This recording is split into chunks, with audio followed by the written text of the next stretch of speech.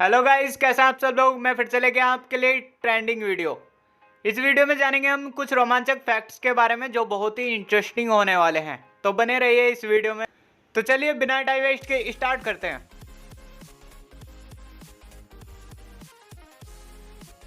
तो गाइज, आपने डायमंड की बारिश होने वाले प्लैनेट्स के बारे में तो सुना ही होगा, जो कि हमारे सोलर सिस्टम में यूपिटर और टाइटन ग्रह में सदियों से होती आ रही है, लेकिन पता नहीं और कब तक होती रहेगी। लेकिन ये तो हमारी पृथ्वी से बहुत दूर किसी प्लेनेट की बात है। लेकिन हमारे प्लेनेट पर कुछ ऐसी चीजें होती आ रही हैं जिसके बारे में शायद बहुत कम ही लोग जानते होंगे। हमारी पृथ्वी पर डायमंड्स की बारिश तो नहीं होती, लेकिन मछलियों की बारिश जरूर होती है। इसी तरह की घटना सितंबर 2017 में मैक्सिको में हुई और चारों तरफ मछलियां ही मछलियां फैल गई, जो दृश्य बिल्कुल देखने वाला था।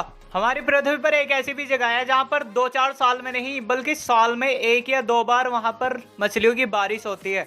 हमारी पृथ्वी पर बस एक ही जगह है जहां पर लगातार मछलियों की बारिश होती रहती है, और ये घटना मैक्सिको के एक छोटे से शहर में होती है, जो कि प्रशांत और अटलांटिक महासागरों के बीच में है। और यहाँ पर रहने वाले लोग इस घटना को रेनो फिजिकल फेस्टिवल कहते हैं।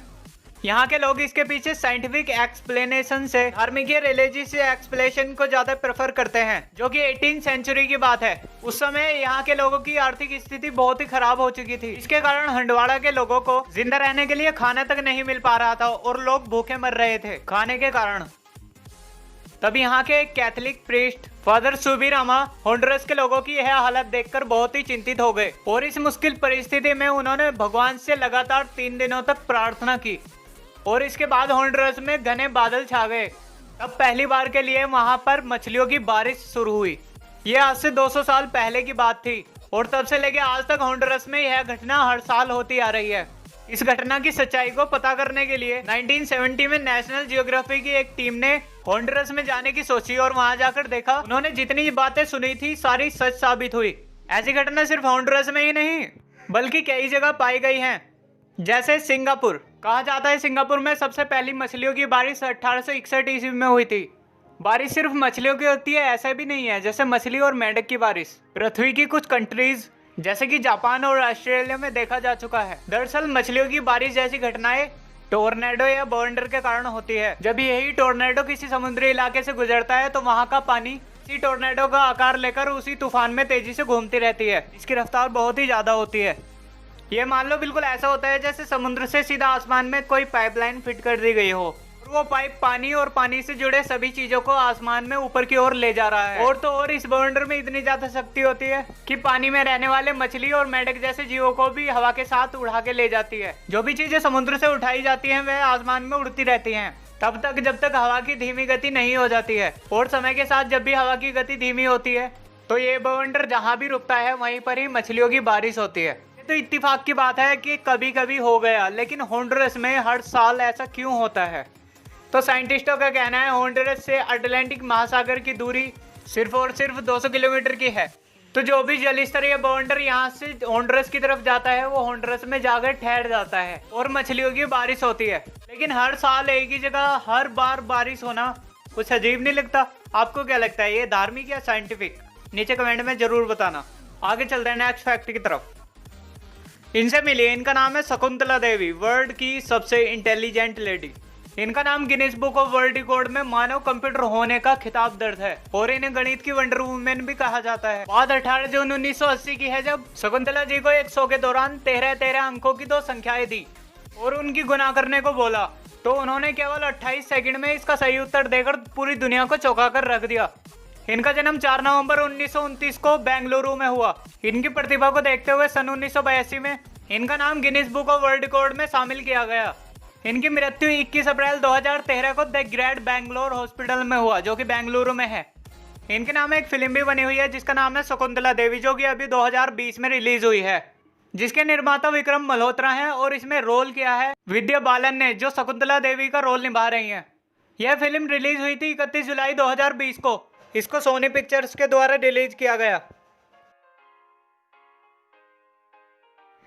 गाइस, आपने स्नैक यानी सांप तो बहुत देखे होंगे, लेकिन मैं मिलाने वाला हूँ आज दुनिया के सबसे अनोखे सांप से।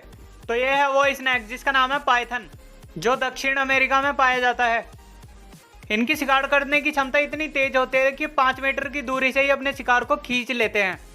और तो और इसकी क्षमता इतनी ज्यादा होती है कि 90 किलो के भालू को भी आराम से निकल जाता है। अब दूसरे वाले से मिलो, इसका नाम है बूम स्लैंग, जो कि कर्नाटक के शिमोला जिले में एक वन है यानी जंगल है जिसका नाम है सुगम्बे वर्षा वन। यह वहां पर पाया जाता है। यह इतना खतरनाक होता है कि अगर किसी को काट लेना तो शरीर में जितने भी छेद हैं हर एक छेद से खून निकलने लगेगा। अब आप समझ सकते हो कि कितना खतरनाक है।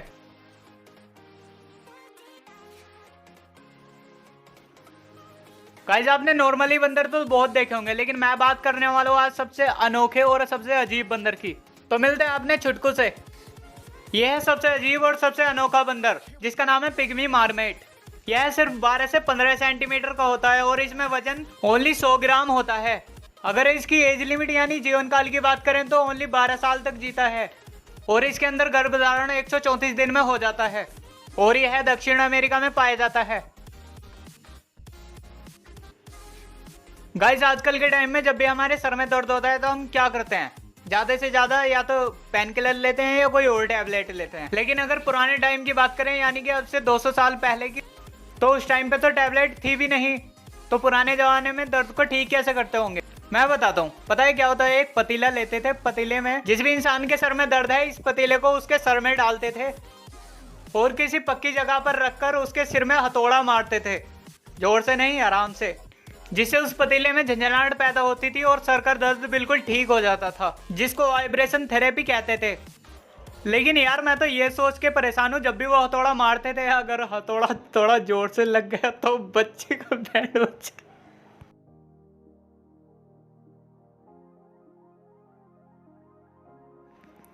गाइस आजकल के टाइम में सफेद बाल होना बहुत ही कॉमन बात हो रही है, चाहे बड़ों में हो चाहे बच्चों में हो। लेकिन मेन बात यह है कि ऐसा होता क्यों है।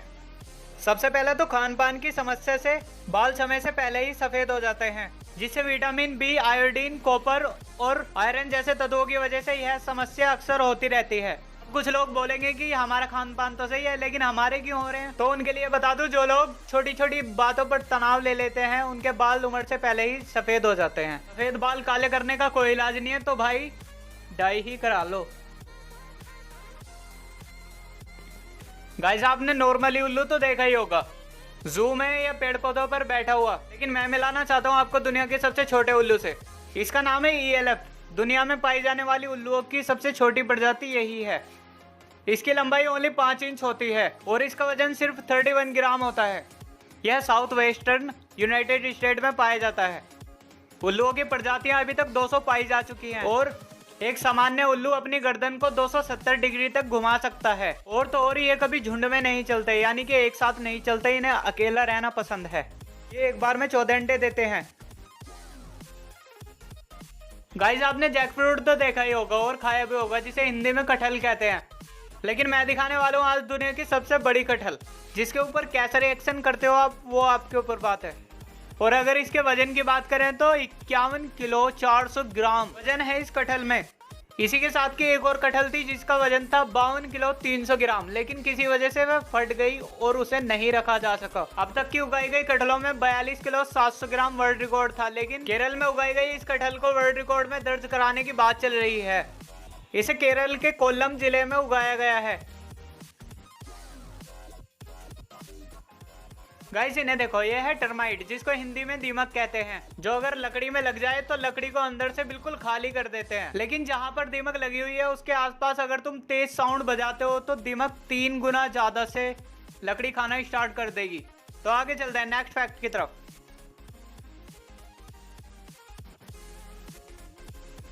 गाइस आपने नॉर्मली तिरंगे तो बहुत देखे होंगे, लेकिन क्या आपको पता है भारत का सबसे लंबा तिरंगा कहां पर है? अगर पता है तो नीचे कमेंट करो जल्दी, और नहीं पता तो मैं बताता हूँ। कर्नाटक के बेलगाम में अभी 2020 में 110 मीटर यानी कि 360.8 फीट ऊंचा तिरंगा लहराया है, जो कि भारत का सबसे ऊंचा तिरंगा हो चुका है। अगर इससे पहले की बात करें तो पंजाब के अटारी में भारत पाकिस्तान के बॉर्डर पर लगा झंडा सबसे ऊंचा था। अब बेलगाम का तिरंगा उस तिरंगे से 1 फुट ऊंचा है। अगर मानव द्वारा निर्मित तिरंगे की बात करें तो आमतौर पर भारत में होली के दिनों में यह स्वतंत्रता दिवस के दिन बनाया जाता है, लेकिन भारत के नाम दुनिया का सबसे बड़ा इंसानी झंडा होने का खिताब दर्ज है। 2014 में 50,000 से भी ज्यादा लोग YMCA जो कि चेन्नई में एक मैदान है उसमें इकट्ठा हुए थे और उन्होंने मिलकर एक इंसानी झंडा बनाया था। अब तिरंगे के नाम पे एक जय हिंद तो बनता है, आगे आपकी मर्जी है। तो आगे चलते हैं नेक्स्ट फैक्ट की तरफ।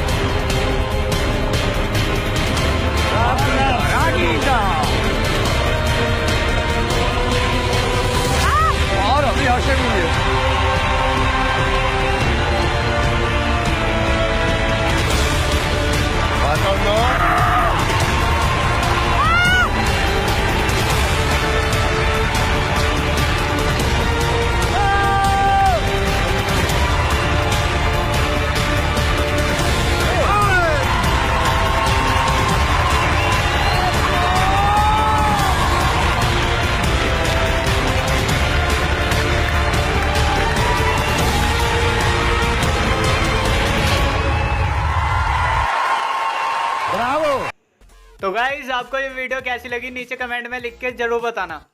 और अगर वीडियो अच्छी लगी हो तो बने रहिए मेरे YouTube चैनल पर मिस्ट्री फैक्ट्स कटारिया। अगर वीडियो अच्छी लगी हो तो वीडियो को लाइक करें और शेयर करें अपने दोस्तों के साथ। और अगर चैनल पर नए हो तो चैनल को सब्सक्राइब करो यार।